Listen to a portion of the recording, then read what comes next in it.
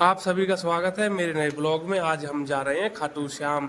सबसे पहले हमने अपनी गाड़ी पंच की, 3,500 रुपये में टंकी फुल करवा ली। उसके बाद हम लोग पहुंच जाते हैं बिलासपुर चौक पे। रोड का यह नज़ारा देखते ही मेरी आंखें तो चकमचौंध हो गई। मुझे पता ही नहीं चल रहा था कि मैं कहाँ जा रहा हूँ, इतना अच्छा मौसम हो गया था।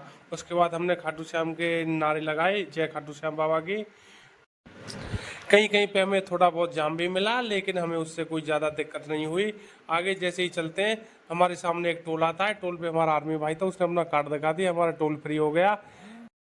हम खाटू श्याम बस पहुंचने ही वाले थे, उससे पहले हमको थोड़ी भूख लग गई। हमने वहाँ पे देखा, वहाँ पे बहुत सारी मैगियाँ रखी थी, तो हमने सोचा एक मैगी बनवा लेते हैं, मैगी खाते हैं। लेकिन जैसे ही भाई से मैगी का रेट पूछे, हमारे होश उड़ गए।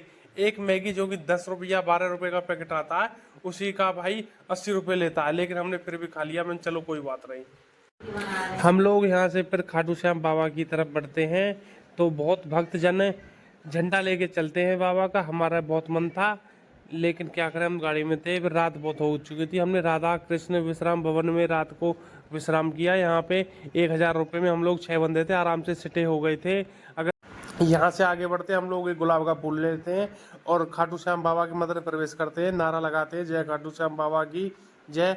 आगे बढ़ते हैं। यह नज़ारा बहुत ही देखने लायक होता है। मेरी आंखें तो चकाचौंध हो गई थी। बहुत अच्छा नज़ारा मुझे दिखाई दे रहा था। ये मेरा मन बहुत प्रसन्न और उत्सुक था। जैसे ही मैं भीड़ में गया था, मुझे गर्मी बिल्कुल नहीं लग रही थी। यहाँ पे जैसे ही हम लाइनों में चल रहे थे, लेकिन हमारी लाइन सबसे फास्ट चल रही थी।